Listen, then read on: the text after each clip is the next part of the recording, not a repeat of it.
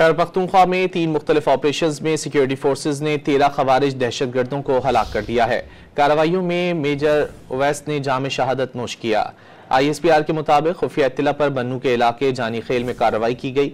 Firing के तबादले में 2 खवारिज दहशतगर्द मारे गए। एक और कार्रवाई में शुमाली वजीरिस्तान में शदीद फायरिंग के तबादले में 5 दहशतगर्द हलाक जबकि 8 जख्मी कर दिए गए।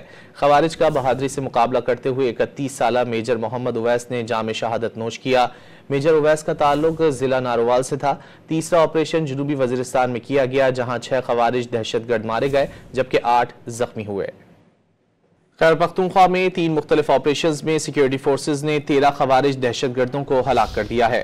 कार्रवाइयों में मेजर उवैस ने जाम शहादत नोश किया। ISPR के मुताबिक खुफिया इत्तला पर बन्नू के इलाके जानी खेल में कार्रवाई की गई।